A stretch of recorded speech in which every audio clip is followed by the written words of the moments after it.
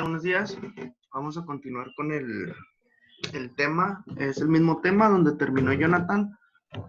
Ahora más que nada vamos a ver lo que son ejemplos de enfermedades. Sí se escucha, ¿verdad? Sí, muy bien. Sí. Ok, bueno, primeramente... Ay, no cambia.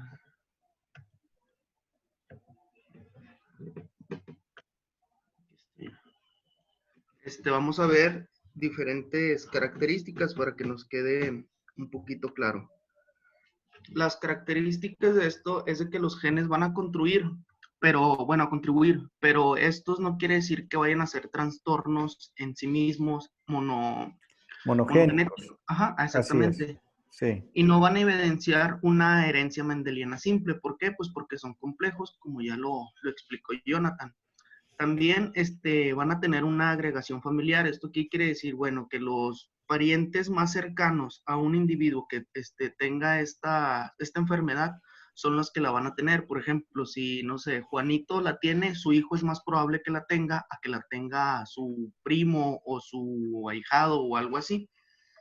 En los individuos con genotipos van a predisponentes pueden ser discordantes. ¿Esto qué quiere decir? Bueno, que pueden tener los genes afectados, pero esto no quiere decir que vayan a ser fenotípicamente expresados. ¿Por qué?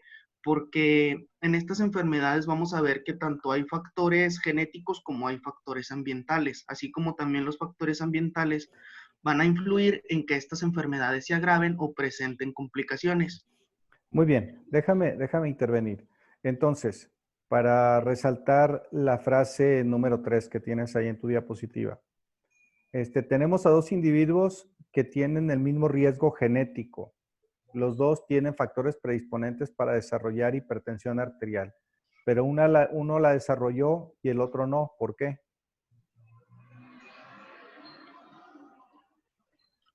Bueno, esto es por lo que digo porque también tienen que ver factores ambientales. Claro. Puede ser que una persona, una persona supo que era predisponente. ¿Por qué? Porque tanto su mamá, su papá, sus abuelos tuvieron hipertensión y esta persona empezó a cuidarse desde muy joven y la otra persona lo ignoró y no lo hizo. Por ejemplo, la dieta no la tuvo balanceada, siguió tomando, fumó, y estos fueron factores ambientales que predisponieron a que la enfermedad se expresara. Sí, más bien fíjate, vamos a mencionarlo así.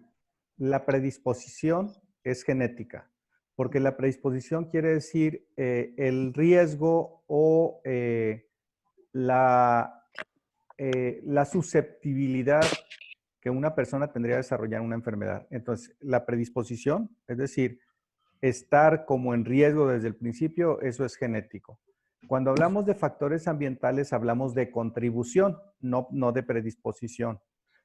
Nomás para que manejemos ahí el lenguaje. Entonces, cuando hablamos de predisposición, estamos hablando de un aspecto genético, el cual nosotros no podemos controlar. Pero cuando hablamos de medio ambiente, entonces hablamos de que si nosotros tenemos conductas, alimentación o condiciones del medio ambiente favorables para que se desarrolle la enfermedad, entonces nosotros hablaríamos de riesgo ambiental, por decirlo así. Pero siempre que hablemos de predisposición, hablaríamos más del aspecto genético, ¿ok? Ok, está muy Bueno, bien. muy bien, dale. Y también, bueno, el último punto es de que las enfermedades se van a presentar más frecuentemente en los parientes cercanos. Eso quiere decir, pues, en la primera línea, ya que, si tu papá tuvo, pues tú vas a tener. Esto quiere decir que en parientes más cercanos. Y bueno, vamos a empezar. En la primera línea serían cuando tú dices primera línea, nos estaríamos refiriendo a los familiares de primer grado. Serían Ajá. los que tendrían mayor riesgo. Y así el riesgo probablemente iría disminuyendo conforme nos alejemos. Pero en principio, en la misma familia, los factores predisponentes o factores genéticos, ahí están. Muy bien, adelante. Ok. Bueno, la primera enfermedad que nos pone el ejemplo es la fibrosis quística. Esta va a presentar, diferentes genes con alelos que van a ejercer, perdón, diferentes grados de severidad de la enfermedad. Como ya les mencioné, bueno, ambos pongamos también el ejemplo, que son dos personas y ambos van a tener la enfermedad, pero van a tener diferentes genes, lo cual va a hacer que su severidad sea mayor o menor. El, el FEP, lo que viene siendo la difusión ventilatoria, funciona como un rasgo cuantitativo para la comparación de estos mismos individuos.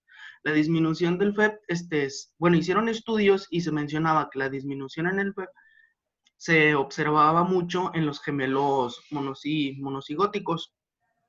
Siguieron haciendo estudios y se encontraron diferentes loci específicos, de los cuales resaltaron estos dos, que es el MLB2 y el que va a codificar el factor de crecimiento. Los cuales el primero va a codificar la proteína lectina, que esta va, a su vez va a ser la fijadora de manosa. Y el segundo, bueno, va a codificar lo que son las citoquinas, que van a ser que van a transformar lo que es el factor de crecimiento. Cuando estas personas tienen uno o los dos, la severidad de su enfermedad va a ser mayor a aquellas personas que no lo tienen. Así igualmente, la persona que solamente tiene uno, la severidad va a ser menor que en aquella persona que tiene los mutados. Sí, muy bien. Entonces, deja nada más aportar ahí. Entonces, la fibrosis quística es provocada por mutaciones en el gen de la conductancia transmembranal, como ya ha quedado establecido. Las personas que tengan mutaciones en ese gen desarrollarán fibrosis quística.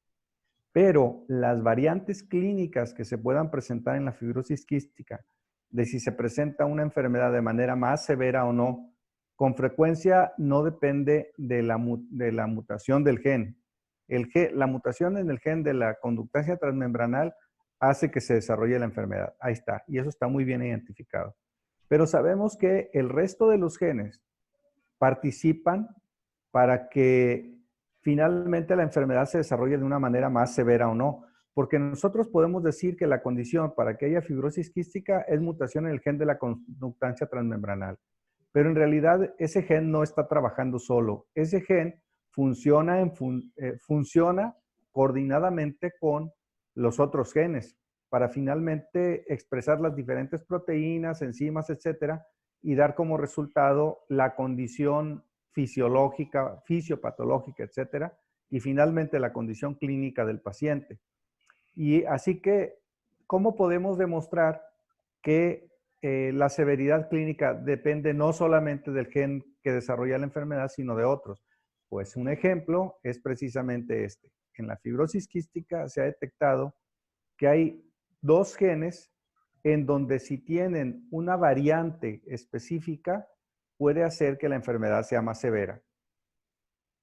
Y esos dos genes han sido la lectina y la citoquina que transforma el factor de crecimiento tipo 1. Entonces, si hay mutación en estos, la enfermedad ya la tienen porque tienen la mutación en el gen de la conductancia transmembranal. Pero si tienen variantes de riesgo en cualquiera de estos, la enfermedad es más severa. O si la tienen en las dos, es más severa todavía. En cambio, si no tienen ninguna de estas variantes de riesgo, la enfermedad es más benigna. Esto es un ejemplo de cómo dos genes intervienen. La verdad es que si nosotros conociéramos cómo funcionan todas las variantes de nuestro genoma con respecto a una enfermedad, pues nos encontraríamos con cosas más interesantes. Eso quiere decir, si alguien tiene la fibrosis quística, pero tiene un conjunto, todos los genes a su alrededor son genes que le ayudan para de alguna manera subsanar la deficiencia, tendrá una enfermedad más benigna.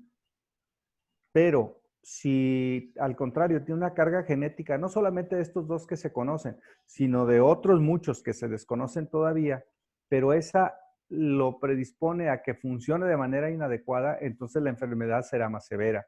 Incluso si tiene una carga genética de plano que lo predispone muy mal, podría ser que la fibrosis quística pudiera ser tan grave que falleciera el pacientito de manera muy temprana. Entonces vean cómo al final, aunque sean enfermedades monogénicas, la fibrosis quística es monogénica, pero eso no significa que siempre se manifieste de la misma manera, porque los otros genes o las otras variantes genéticas lo pueden predisponer de mayor o menor grado a que sea más benigna o más severa la enfermedad. Y entonces al final, pues de alguna manera podemos decir que también existe complejidad en la expresión clínica de estas enfermedades. Bueno, todo este rollo era nomás para ponerlo en contexto. Sigamos adelante, pues. Muy bien. El siguiente ejemplo es retinitis pigmentaria, la cual es una degeneración en la retina que se presenta en diferentes familias. Al igual que la enfermedad pasada, se hicieron diferentes estudios y se encontraron dos mutaciones, pero estas mutaciones no tenían que ver una con la otra. O sea, ¿qué quiere decir? Que eran genes distintos los cuales no estaban relacionados. Bueno, no estaban relacionados entre sí, pero ambos iban a codificar diferentes proteínas que estas iban a actuar en los fotorreceptores de la retina.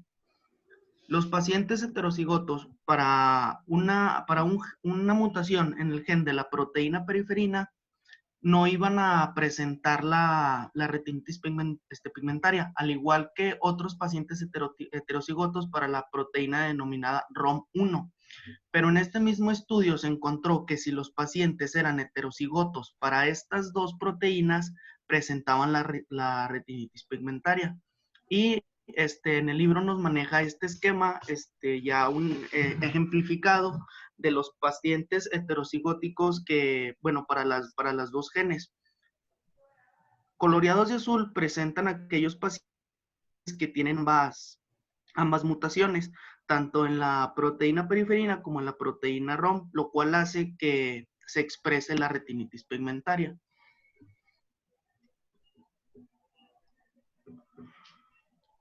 Sí, bueno, regrésale. Ok. Aquí el ejemplo es, aquí tenemos un ejemplo de efectos sumativos.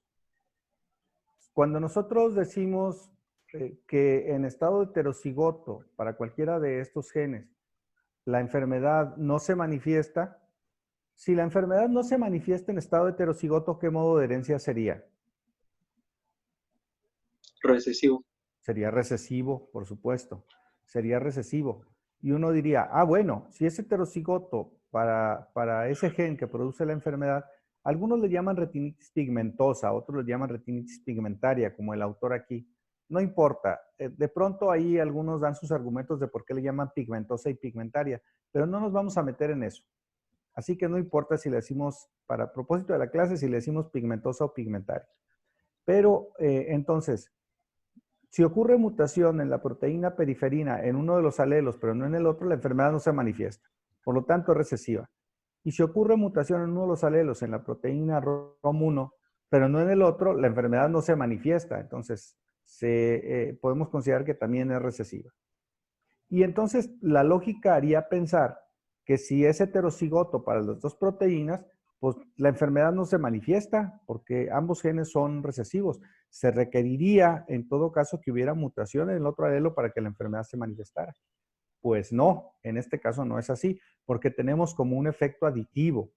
El efecto aditivo es cuando es heterocigoto para las dos mutaciones, no importa que de manera individual se comporten como recesivos. El efecto sumativo de ambas mutaciones hace que la enfermedad se manifieste. ¿Esto cómo lo explicaríamos desde el punto de vista clínico? Porque tendríamos que encontrarle una explicación. Desde el punto de vista clínico, o más que clínico, porque no vamos a hablar de las características clínicas, desde el punto de vista del paciente, ¿por qué se manifiesta la enfermedad o no? El asunto sería que al producir una proteína deficiente o proteína en más baja cantidad de una y de la otra, si solamente se produce en baja cantidad de una, pero la otra está normal, es probable que la vía metabólica funcione adecuadamente. Pero es como si tuviéramos una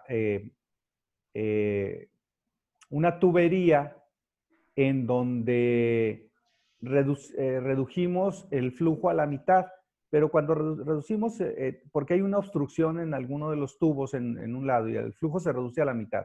Y cuando se reduce a la mitad no hay ningún problema, o sea, todavía el abasto de agua es suficiente, por decirlo así. Pero si en esa misma tubería, en otro lado de la tubería, hay otra reducción, el flujo se redujo a un cuarto, por decirlo así. Y cuando se redujo a un cuarto, ahora sí ya hay problema porque hay escasez de agua.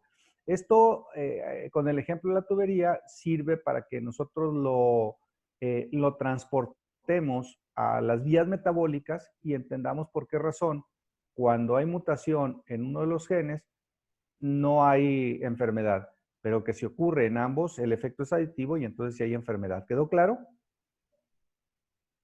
Sí. Bueno, muy bien. Sigamos adelante, pues. Ok.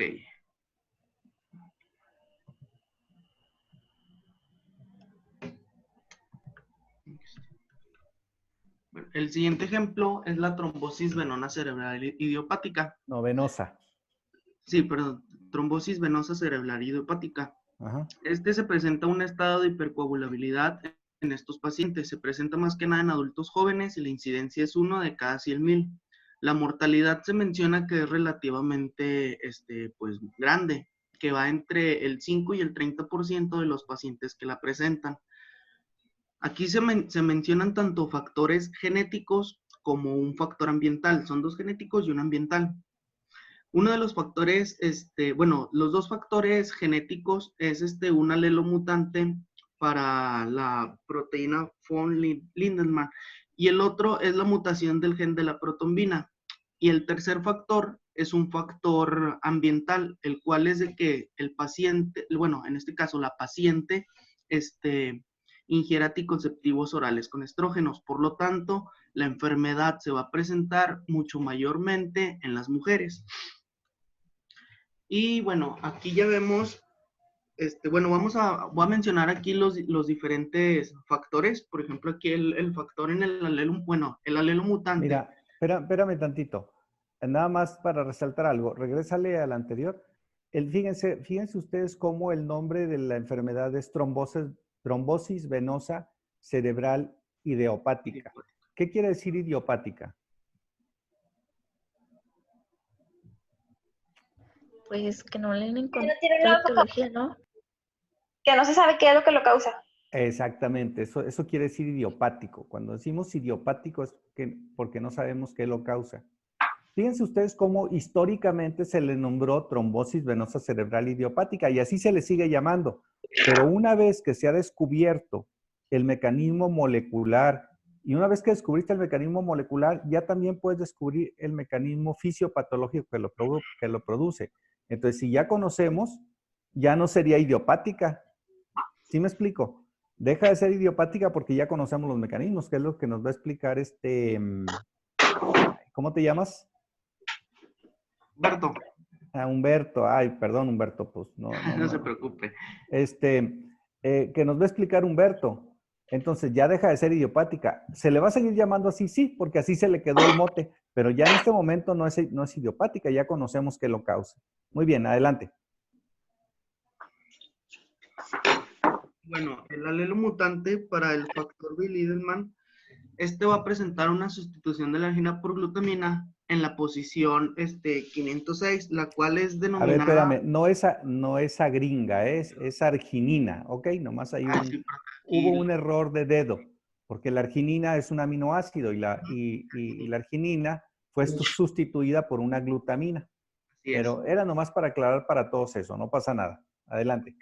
Bueno, y lo menciona que el nombre, como se diferencia, es como lo manejo aquí entre los paréntesis. La frecuencia, menciona que es una frecuencia aleica, la cual es del 2.5. No es aleica, es alélica. Okay. La frecuencia, no hay problema, no te preocupes. La frecuencia alélica del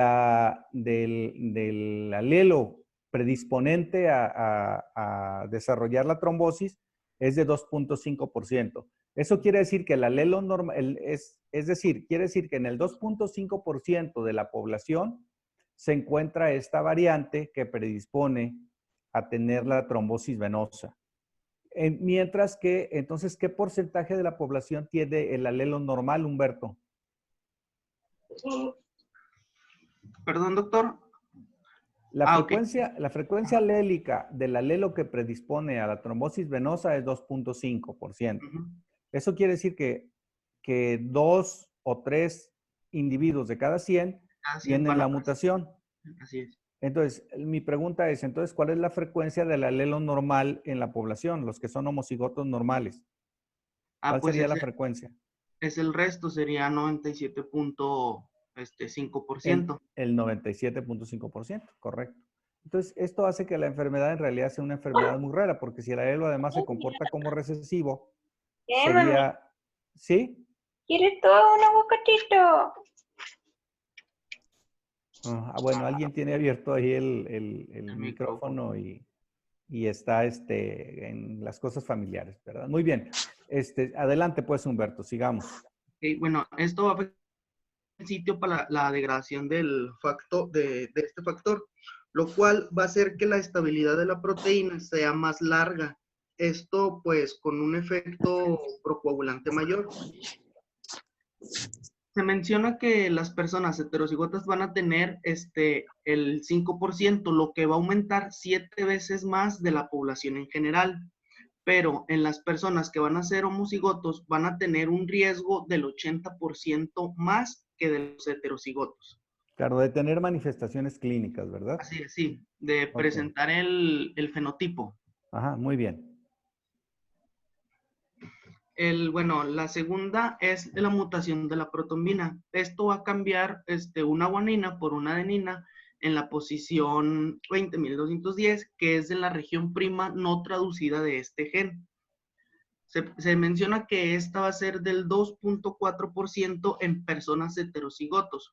Aquí menciona que se presenta mayormente en las personas de raza blanca. Va a aumentar entre el 3 y el 6% el riesgo de las personas que no lo tienen, o sea, de la población en general. Claro. Y El el riesgo tercer, para ellos sería de 3 a 6 veces mayor que en las personas que no tienen esta variante. Muy bien. así es, que no tienen esta mutación. Y aquí ya va algo, bueno, algo que a mí me pareció muy importante, porque si las personas tienen las mutaciones que ya vimos, pero aparte, la mujer toma anticonceptivos orales con estrógenos, es un factor ambiental que va a aumentar muchísimo o sea, la incidencia o la probabilidad de tener esta enfermedad. Como se menciona, es un factor ambiental, pero si lo vemos aquí en lo que puse, es de que aumenta el riesgo entre el 14 y el 22%, perdón, entre el 14 y 22 veces más de aquellas personas que no ingieren, o que no toman los anticonceptivos orales. Ok, ¿por qué no sería lo mismo decir entre el 14 y el 22% y 14 y 22 veces? Porque si aumenta el riesgo entre el 14 y 22%, serían, no sé, por así decirlo, 14 de 100 personas, pero si decimos que aumenta el riesgo 14 veces más, quiere decir que aumenta o sea, 14 veces más si se tiene, digamos, algún gen. Por ejemplo, mencionamos que el gen era de era la población del 2.5. Si esta ingiere anticonceptivos orales, aumenta entre 14 y 22 veces. ¿Qué quiere decir? Bueno, 2 por 14 serían 28% en aquellas personas que tanto consumen o ingieren anticonceptivos orales y tienen la mutación en base a la población general. A ver, vamos a ver. Tenemos una enfermedad en donde el paciente tiene la mutación. Y si el paciente tiene la mutación, el riesgo, no vamos a hablar de esta enfermedad, vamos a hablar de la que sea. El paciente tiene con esa mutación un riesgo de 10% de desarrollar la enfermedad. ¿Ok? Vamos a suponer que si usara estrógenos, esa enfermedad aumenta en un 14%. ¿Cuál sería el riesgo total que tendría si usa estrógenos? El riesgo de desarrollar la enfermedad por la mutación es 10%. Y el riesgo aumenta 14% si usa anticonceptivos orales. ¿Cuál sería el riesgo? Así aumenta 14 veces. 10 por 14, 140 veces. ¿Sería de 140? No, si tiene 10% Ajá. y aumenta el 14%, ¿cuál sería el riesgo? 140 no. 24. Ah, ok, 24. Si se habla de Sería porcentaje. 24%. O si aumenta el 22%, es el 22% más el 10 sería el 32%. 32%. Cuando hablamos de por ciento, sí. Pero Ujú. dice, tiene 10% de riesgo. Pero si toma anticonceptivos, el riesgo aumenta 14 veces. ¿Cuál sería la interpretación de eso? Sería 10 por Por 14. 14, así es, sí. Por eso mencioné que era 140. Sí. No, aquí no podríamos hablar de porcentaje, o sea, Ujú. porque rebasaría el 100. Así es. Si solamente diríamos que, es que en realidad las enfermedades genéticas, el riesgo, por ejemplo, puede ser de 1 en 1000, por decirlo así. Pero si el riesgo aumenta, por ejemplo, si en la población general fuera 1 en 10,000 y en los que tienen la mutación fuera 1 en 1000, su riesgo está incrementado 10 veces con respecto a la población general, ¿te fijas? Pero si aparte dijéramos que todavía el riesgo aumenta 14 veces, son veces, quiere decir, es 14 veces más que el riesgo original. Es como si fuera no no el 14%, sino 14 veces más el riesgo que de por sí ya tenía. ¿Sí queda claro? Entonces no estamos hablando de lo mismo. Ok. ¿Sí, Ajá. Humberto? Sí, entonces, bueno, ya en base a lo que dijo, ahora sí ya no entendí lo que iba a explicar enseguida. O A sea, que las ver. personas que son heterocigotos para el factor de von Lindemann aumenta un riesgo, pero el riesgo aumenta insignificantemente, o sea, aumenta muy poco. Pero para las personas que son heterocigotas para la protombina, aumenta el riesgo y así lo cita textualmente el libro, que aumenta el riesgo entre el 30 y el 150%. Lo que pasa es que está hablando de cosas diferentes. Sí, sí, o sea, Arriba está hablando de aumentar el riesgo en tantas veces más. Y ujú, abajo sí está hablando de es de porcentajes. porcentaje, ok. Nomás hay que tener cuidado para saber de qué nos están hablando. Aquí, Ujú. aquí sí estaríamos hablando de porcentajes. Tú dices, el 150 quiere, ¿cómo es posible que el 150, si entonces quiere decir, ¿a poco tenemos un paciente o tenemos 100 pacientes y 150 lo van a desarrollar? No, la interpretación no es así. La interpretación es que si el riesgo de desarrollar la enfermedad fuera, vamos a ponerle así, 2%, si el riesgo fuera 2%, este, en la población general, bueno, Ujú. no, es que si fuera 2% y le aumentas el 150%, eso también rebasaría. Bueno, vamos a suponer que el riesgo fuera, vamos a ponerlo en términos que se puedan entender y para que podamos entender esto también. Si el riesgo fuera de uno en 10,000, vamos a ponerlo así, el riesgo es de 1 en 10,000 o de 1 en 1000, Ujú. va a aumentar 150%. El 1 en 1000, ¿cómo nos quedaría? El El 1, 10%, bueno, el 10% sería 1 en 100. Sí, sí, sí, queda claro. sí. Porque le estamos aumentando al riesgo inicial. Si el riesgo inicial fuera 1 en 1000, el 10 no, el 150% sería 2.5 en 1000. ¿Sí queda claro eso? Ajá. Ok, si el riesgo fuera 10%, ese 10% de riesgo es, ese 10% de riesgo en la población es el 100, partimos de que ese 10% sería el 100, o sería el total de riesgo. Si es el total de riesgo, ese es el 100 para propósito de comparar con la población. Si se aumenta 150 más, nosotros diríamos, ya tiene 10%. De ese 10% considerado como el total, ¿cuánto sería el 150? Sería 15% más. ¿Sí queda claro? Ok, sí, sí, sí. O sea, se habla en base al, digamos, al porcentaje de los pacientes que presentan la enfermedad, no al Exact, total estudiado. exactamente, no al total de pacientes. Ujú, Si ok. el riesgo que proporciona un factor es tanto por ciento, ese es el 100% de riesgo en el tema del que estamos hablando.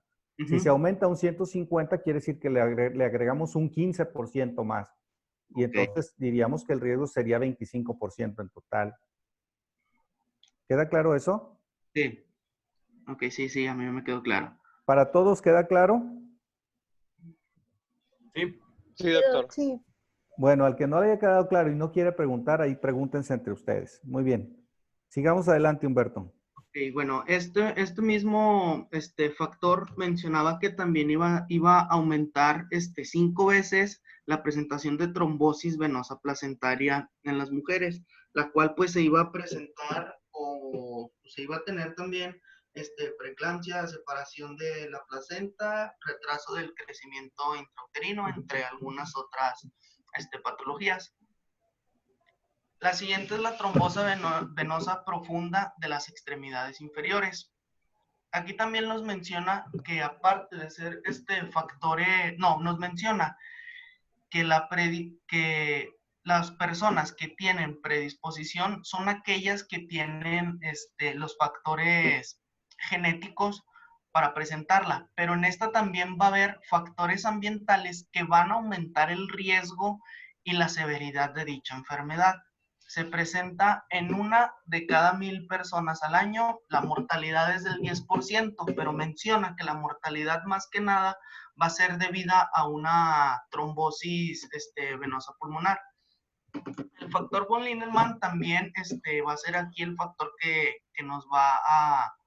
va a ser presente en esta enfermedad. Menciona que las personas heterocigotos para esta enfermedad van a tener un riesgo de 7 veces mayor.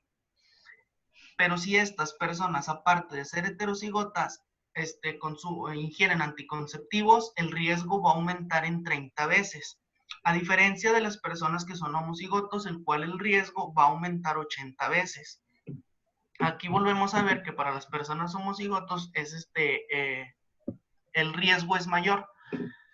Y para las personas que son heterocigotos para el factor de la protombina, pues esta también, como ya lo mencioné en la pasada, el riesgo es relativamente leve, el cual va a aumentar solamente entre el 2 y 3 veces más.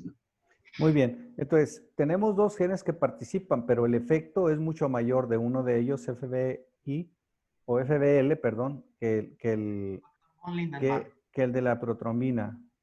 Sí. Que es uno de los factores ya descritos en la cascada de la coagulación, ¿no?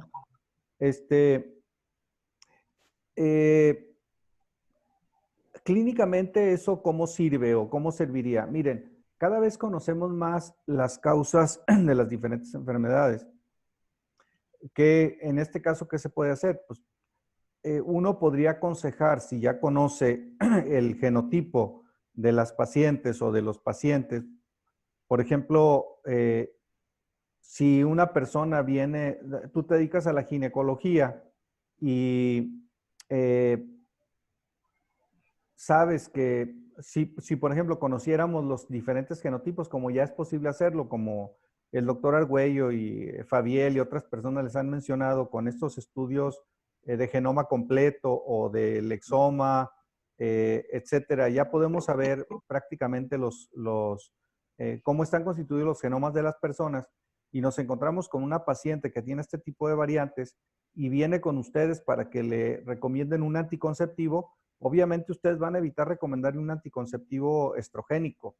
Tendrían que recomendarle, no sé, métodos de barrera o preservativos o alguna otra alternativa, el DIU, pero no le recomendarían tratamientos hormonales con estrógeno. Entonces, esto es para que vean que en realidad conocer este tipo de situaciones puede ayudar a conducir las pautas de manejo terapéutico de las diferentes pacientes o de los diferentes pacientes. Y en realidad esto es la medicina que a ustedes les tocará vivir y prácticamente ya les está tocando. Pero cada vez el enfoque es más para la farmacogenómica o farmacogenética. Es decir, en función de los genomas de cada quien, conducir los tratamientos cuando estos sean necesarios o establecer medidas preventivas cuando esto es posible.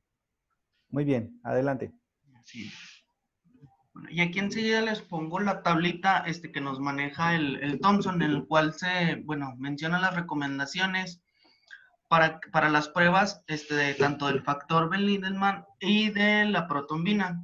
De Leiden. De Leiden, sí, perdón. Ajá. Factor von Leiden y de la protombina. Las cuales, empieza con cualquier tipo de trombosis en una persona con menos de 50 años. esto es porque las personas que tienen el factor B. Leiden mencionan también que son más propensas a presentar la enfermedad más tempranamente que aquellas que solamente tienen la protombina o también cuando tienen que ver los eventos ambientales, como son los traumas, la cirugía, las personas sedentarias y las personas obesas. La Muy bien, trombosis estos venosa, serían como los factores que tendrían que evitarse, ¿verdad? así es, ajá. Pero entonces, lo que Humberto nos va a decir en este momento es cuáles son las características clínicas de los pacientes que nos harían sospechar que un paciente puede tener una mutación en este factor 5 de Leiden y que al hacernos sospechar tendríamos que mandarles a hacer el estudio antes de establecer terapia estrogénica. Y no solo eso, sino conociendo eso, recomendarles las medidas a tomar para que disminuir el riesgo de que puedan tener trombosis y que estos trombos puedan viajar y enclavarse en sitios peligrosos y que puedan causar la muerte o la complicación grave de la paciente. Muy bien, adelante Humberto. Así es, bueno, el segundo es cuando se presenta trombosis en localizaciones inhabituales, venas hepáticas, mesentéricas, cerebrales, etcétera. Cuando esta trombosis es recurrente, que ya se hizo la curación, por así decirlo, que ya se le dio tratamiento y esta sigue recurriendo y recurriendo, es cuando se le hace las pruebas. También cuando las trombosis tienen una importante historia familiar que se presenta bueno, que ya lo presentaron, digamos, hermanas, que lo tuvo la mamá, que lo tiene el papá, pues también aquí se les hace las pruebas. Cuando se presenta en una mujer embarazada o cuando esta mujer lo presenta después de empezar con el tratamiento con el tratamiento de anticonceptivos orales, que por ejemplo la mujer no lo tenía y menciona que después de empezar a tomar los anticonceptivos orales empezó con las trombosis. Es también cuando se le empieza a hacer las pruebas. Cuando los parientes presentan trombosis y estos son menores a 50 años. O cuando presentan un infarto en el miocardio en una mujer que aparte de ser fumadora es menor de 50 años. Uh-huh. Muy bien, entonces, fíjense ustedes cómo esto en realidad tiene implicaciones a diferentes niveles, pero por ejemplo, el tratar a mujeres embarazadas es algo que probablemente muchos, aunque se dediquen a la medicina general o a la medicina familiar, van a ver, porque es el día a día. Entonces, de hecho, ya sabíamos de manera empírica mucho tiempo atrás que utilizar anticonceptivos estrogénicos predispone al desarrollo de trombosis, eso ya lo sabíamos. Y también sabíamos que predispone al desarrollo o al incremento de la obesidad. Son cosas que ya sabíamos que son como efectos secundarios del uso de estrógeno. Pero entonces, en el día a día de su práctica, ustedes deberían estar muy atentos. Acuérdense de esto cuando vayan a tener, antes de recetar de manera indiscriminada el uso de anticonceptivos orales o inyectables estrogénicos, manéjese con cuidado y al menos hagan un interrogatorio para ver si no hay algo de esto, porque en realidad, si nos encontramos a una paciente así, sí la estamos sometiendo a un riesgo muy alto. Muy bien, adelante. Bueno, aquí nos menciona también otra enfermedad, la enfermedad de Hirschsprung, la cual es...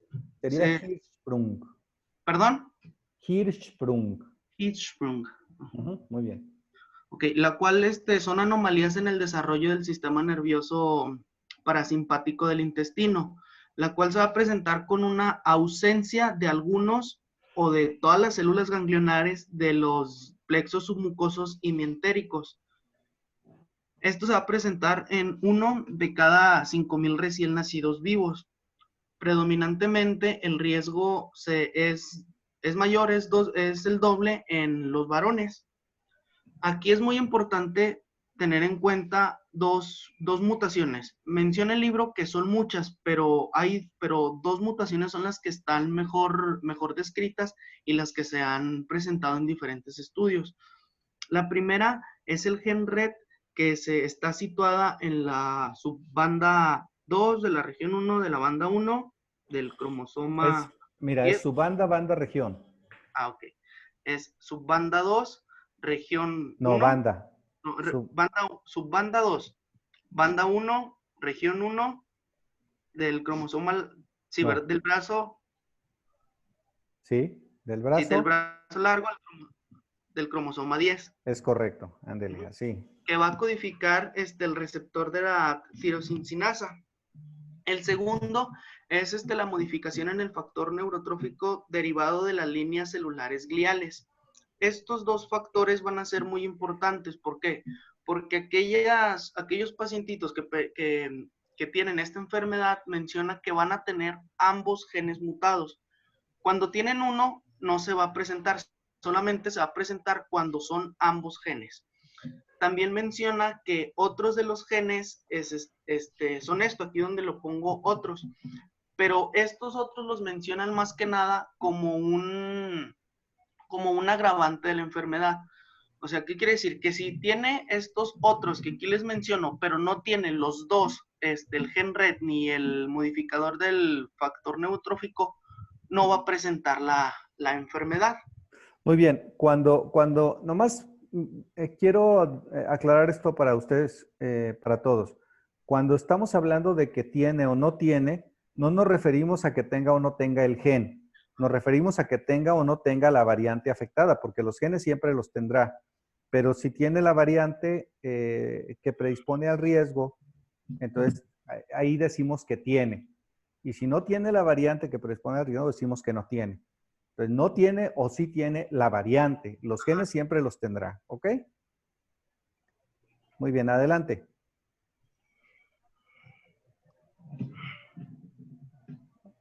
Ok, bueno, ya la siguiente es la diabetes mellitus tipo 1. Como ya hemos visto también a lo largo de la carrera, estas son enfermedades pues hereditarias. Y aquí se ha visto que la asociación se presenta más que nada una concordancia en gemelos monocigotos, la cual es del 40%. ¿Qué En quiere decir que comparación, la concordancia es del 40%, Humberto? perdón, ¿Qué quiere decir que la concordancia en gemelos monocigóticos es de 40%? ok, que el 40% de los que se presentan o de los que son gemelos monocigotos van a tener ambos la diabetes mellitus tipo 1 y el Sí. 60% no la van a tener. Por ejemplo, si nacen 100 pares de gemelos, 40 van a tener ambos la diabetes mellitus tipo 1 y los otros 60 puede que ninguno la tenga o que uno de los dos la tenga. Muy bien, está bien. Y bueno, y en los gemelos dicigotos es simplemente del 5%, pues es mucho menor. Ujú. Aquí nos menciona dos diferentes alelos, los cuales van a tener otras subdivisiones. Bueno, no sé cómo se digan estos alelos, es el AHLA, HLA. ajá, DR3 y el DR4. Estos dos van a tener otras subdivisiones, pero menciona que el 95% de los que son heterocigotos para ambos alelos van a presentar la diabetes mellitus tipo 1. El otro gen mutado, en el otro locus que se encuentra es el DQB1, que esta va a ser la formación de una proteína DQ clase 2. También va a ayudar a la formación de ácido aspartico en la posición 57 de la cadena igual de Q beta, la cual va a tener una resistencia principalmente pues a la insulina. La alanina y valina van a conferir una susceptibilidad mucho mayor en las personas que no poseen el locus afectado en el DQ beta 1. También se menciona que el 90% de los pacientes homocigotos, que tienen los alelos en el DQ beta 1, no van a codificar lo que viene siendo la aspargina. Asparagina. Muy bien. Asparagina. Uh-huh. Sí, muy bien. Entonces, la concordancia en gemelos monocigóticos es del 40%. La discordancia, entonces, la podemos atribuir al medio ambiente. Quiere decir, hay eso de alguna manera ya lo habían mencionado algunos de sus compañeros en diapos anteriores. Entonces, quiere decir que el otro 60% lo atribuimos al medio ambiente. Y en los gemelos disigóticos, pues este 5% igual lo atribuimos a la carga genética, pero como comparten menos alelos, el 95% lo atribuiríamos al medio ambiente. Ahora,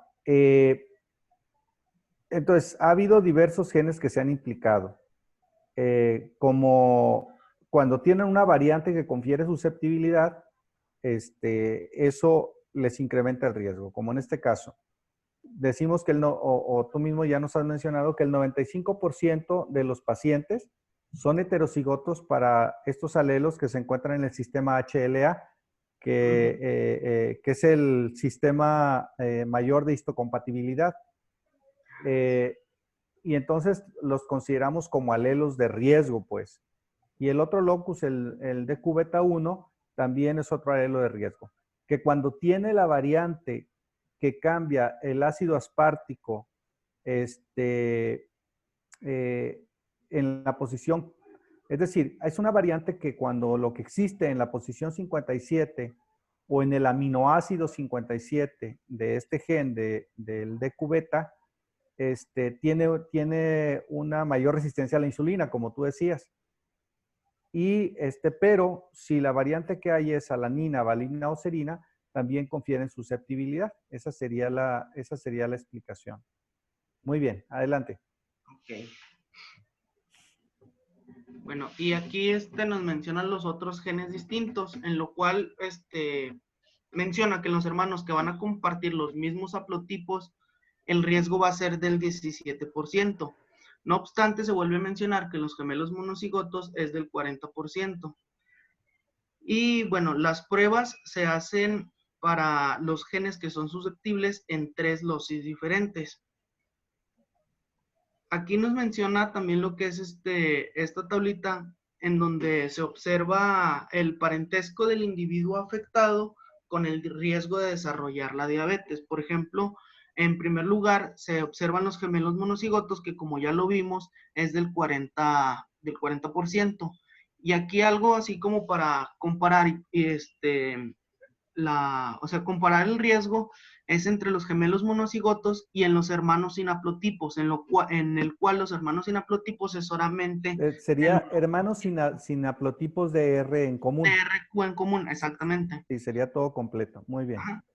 Sería nada más del 1%. Volvemos a lo mismo, en que los gemelos monocigotos pues van a presentarse mayormente. Ok, déjame tomar esta tablita. Entonces, en los gemelos monocigóticos, 40% de riesgo. Y en hermanos, 7%. Así que sería igual a los gemelos disigóticos. Hermanos o gemelos disigóticos, 7%.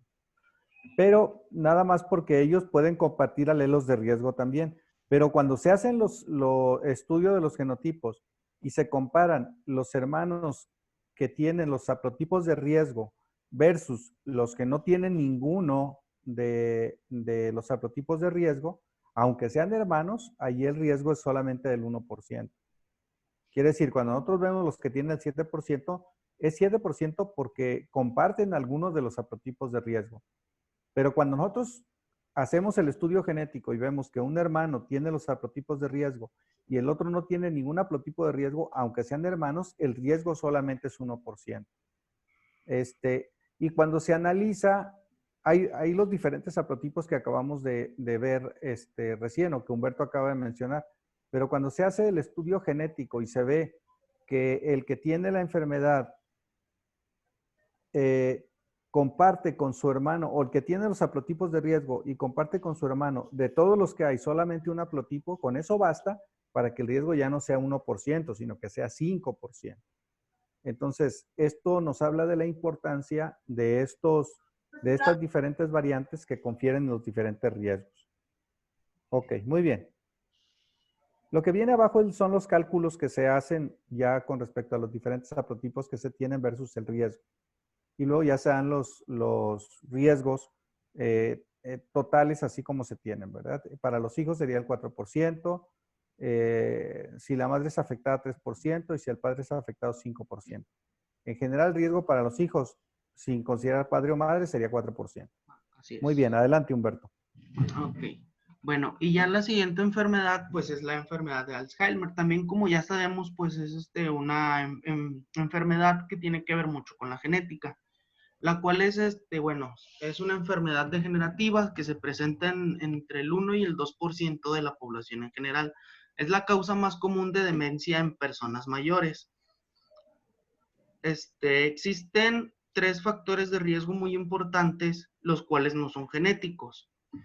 Bueno, 2 factores muy importantes que no son, digamos, genéticos, que es la edad, que dice que se presenta mayormente en personas mayores a 65 años, se presenta más en mujeres, y que tengan historias familiares con personas de Alzheimer.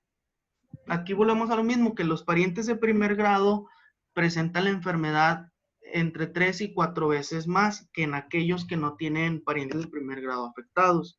La concordancia en gemelos monocigotos es del 50%, en comparación de aquellos gemelos dicigotos que es del 18%.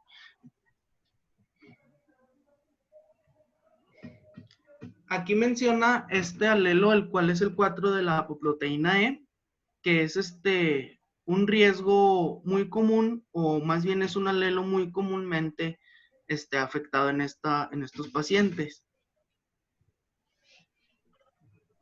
Esto va a ser un componente de la lipoproteína de baja densidad, el cual también es el componente de las placas amiloides, el cual se va a ver degenerado en la enfermedad de Alzheimer. Esta se va a encontrar bueno, este alelo está situado en el cromosoma 19, y va a tener 3 alelos diferentes, los cuales se van a conocer como E2, E3 y E4, los cuales van a estar afectados o tienen que estar afectados para que se presente la enfermedad de Alzheimer. Con un alelo bueno, cuando se tiene nada más uno de estos 3 alelos afectados, es 3 veces más frecuente que en aquellas personas que no tienen ningún alelo. Para los homocigotos que tienen tanto el gen E4 como E3 afectado, la enfermedad va a ser más temprana. ¿Qué quiere decir? Que la enfermedad se va a presentar antes de los 65 años. Y esto también tiene que ver con un factor ambiental. Por ejemplo, aquella persona que no, o sea, que no pone a trabajar su mente, lo mencionaba también el libro, una persona que es sedentaria, que se la pasa viendo tele o que no realiza ejercicios de agilitación de la mente. Y aquí nos menciona también una tablita, la cual es el riesgo acumulado según la edad y el sexo. En el intervalo, como ya lo mencionamos, es de 65 años. La mayoría la presenta después de esta edad. Y nos menciona que entre los 65 a 80 años es más probable que se presente en mujeres. Aquí lo vemos que es entre el 12, que es el 12%, en diferencia a los hombres, que es simplemente el 6%. Y cuando van de los 65 a los 100 años, aumenta más, que va del 28% en mujeres a 25% en hombres. Se menciona también otra asociación entre el haplotipo E y el E4 con la enfermedad, como ya lo mencioné. Aquí nos maneja en la tablita al lado izquierdo los diferentes genotipos, que son los 3, y nos menciona una frecuencia entre Estados Unidos y Japón, la cual mencionaba el libro y recalcaba mucho que se presenta mayormente en Estados Unidos, lo cual pues es porque los estudios se dan mayormente en Estados Unidos. Sí, pero no es tanto porque sea en Estados Unidos, es más una cuestión de frecuencias alélicas por raza.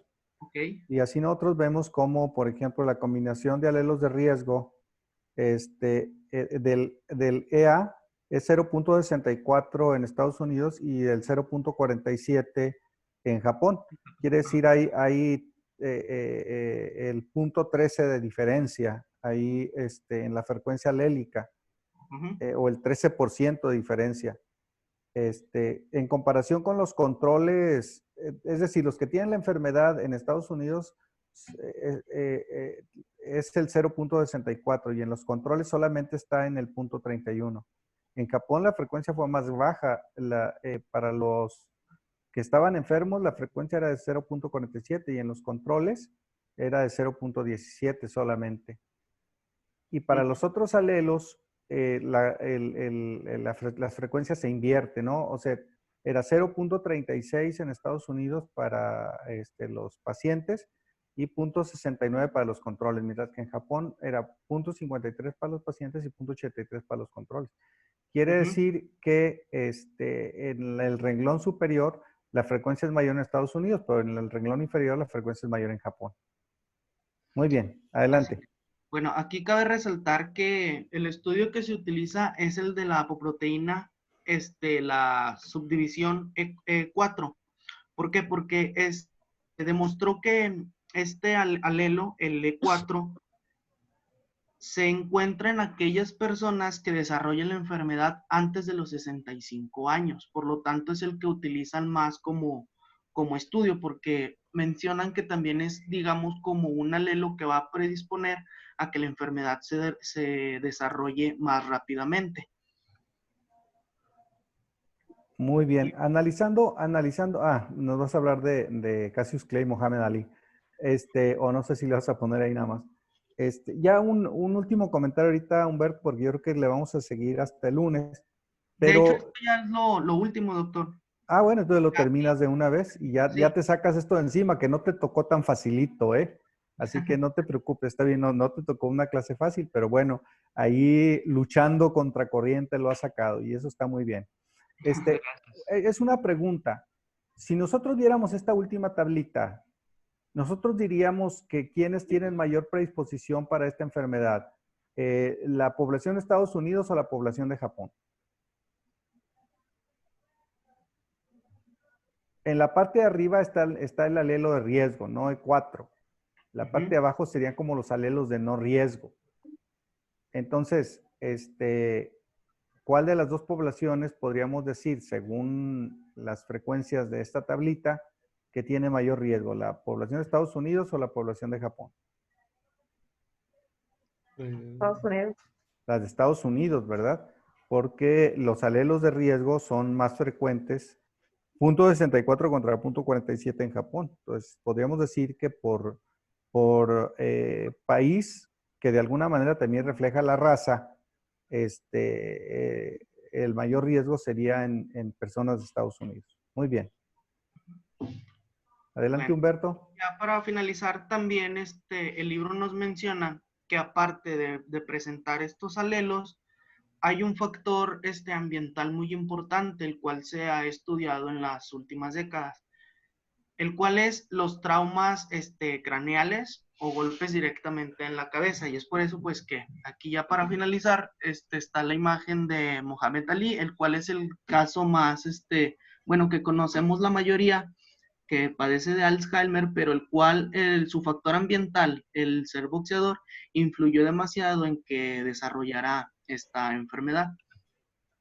Sí, es muy interesante que de pronto nosotros menospreciamos el aspecto genético en algunas situaciones donde parece que no tuviera nada que ver. Y de alguna manera lo mencionamos, creo, al principio del curso, cuando hablábamos de los aspectos de los factores ambientales versus los genéticos. Hay boxeadores, pues, que debido a los traumas repetidos que sufren durante su carrera, pueden desarrollar el Alzheimer. Pero también es conocido que no todos los boxeadores lo desarrollan. Entonces, esto quiere decir, y a veces uno puede decir, no, si es que unos lo desarrollan y otros no, porque depende de la cantidad de castigo que recibieron. Por supuesto que sí, eso es algo lógico. Pero también hay predisposición genética a sufrir mayor daño o a reparar menos el daño que otros. Entonces, el aspecto genético también tiene que ver finalmente en la predisposición a permanecer con daño o no. Y es el mismo caso de los accidentes, ¿no? O sea, hay un aspecto genético que tiene que ver con la atención, con la coordinación, etcétera, que finalmente hace que una persona pueda estar más propensa al desarrollo o a tener accidentes que otras. Aunque nosotros diríamos que pues, los accidentes no tienen nada que ver con el aspecto genético, pero ahí veríamos que sí. Muy bien. ¿Eso es todo, Humberto? Sí, ya sería todo de mi parte, doctor. Muy bien. Entonces, pues muchas gracias por tu presentación, Humberto, y gracias a todos. y nos vemos el próximo lunes. ¿A quién le toca el lunes? A mi doctor. Ok, muy bien. Poquito. Ok, de acuerdo. Todavía son parte del mismo equipo, ¿verdad? No se agotó el tema. Sale pues. Sí, doctor. Entonces, aquí nos vemos. Échenle ganas. Como estamos hablando de enfermedades complejas y estamos hablando de cualitativas y cuantitativas y hacer cálculos y todo, el tema que les tocó no es fácil, pero ahí la llevan, ¿eh? Síganle echando ganas. Ok. Sale pues, jóvenes. Nos vemos el próximo lunes. ¡Feliz día, Hasta Doc! luego, Doc. Igual, Gracias, Doc. cuídense. Hasta luego. Día. Gracias, hasta luego.